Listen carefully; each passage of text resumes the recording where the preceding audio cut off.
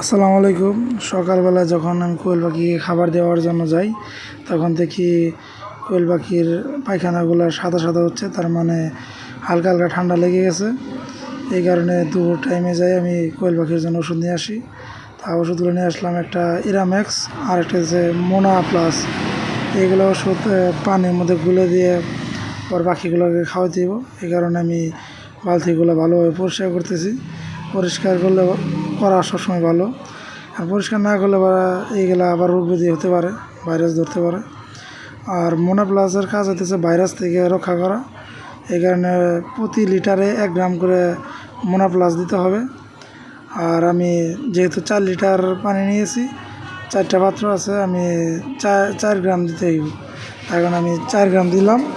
আর ইরাম্যাক্সে প্রতি লিটারে 1 গ্রাম দিতে হয়, ওটাও আমি 4 পট দিতেছি, মানে 4 গ্রাম।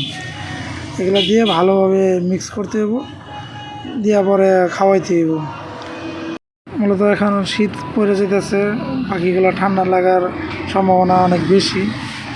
শীতের মধ্যে কুয়াশা থাকে, ঘন কুয়াশা। গতকালকে ভালো শীত ছিল, এই কারণে মনে হয় ঠান্ডাটা লাগার সম্ভাবনা। যতটুকু চেষ্টা করে যাব পাখিগুলাকে ভালো সুস্থ রাখার জন্য। পাখিগুলাকে যত পরিষ্কার পরিচ্ছন্নভাবে রাখা যায় এইভাবে চেষ্টা করতে হবে সবারই। আমিও চেষ্টা করতেছি, আর এগুলো ভালোভাবে মিক্সিং করে নিতেছি। এখন আস্তে আস্তে এগুলো আমাদের ভর্তি হবো, তার আগে এগুলো ভালোভাবে পরিষ্কার করতে হবে। তার কারণে আমি অন্য জায়গায় নিয়ে গেলাম। ঘরের মধ্যে তো আর পানি ফেলানো যাবে না পাখির ঘরে, কারণ বাইরে নিয়ে ভালোভাবে ধুয়ে, আর এগুলোর মধ্যে খানার পানি পাখি যখন খায় এগুলোর মধ্যে অনেক ময়লা পড়ে যায়। আমি ভালোভাবে ঘষে ঘষে এগুলো ধুয়ে নিতেছি। তারপরে এগুলো ধোয়া শেষ হলে আবার গেলাম যাই ওই ভ্যাকসিনের যে পানিগুলা মেডিসিনের এইগুলো আবার ভরতেছি।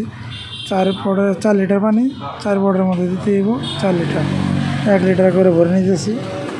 ভরে নেওয়ার পরে ভালোভাবে ঝাঁকাইয়া পরিষ্কার করে ওইগুলোর মধ্যে আবার পানিটি দিয়ে নিলাম, দিয়ে পাখির ওই জায়গায় নিয়ে আবার দিয়ে আসতে হইব। তার জন্য এগুলো দুইটা দুইটা করে নিতেছি, একসাথে 4টা নেওয়া যায় না। তারপরে পাখির মধ্যে এগুলো নিয়ে দিয়ে আসলাম। তো এই পর্যন্তই কাজ। এগুলো খাকা আলহামদুলিল্লাহ দেখা যাক পরবর্তীতে কেমন রেজাল্ট আসে। আল্লাহ অবশ্যই সবাই দোয়া করবেন।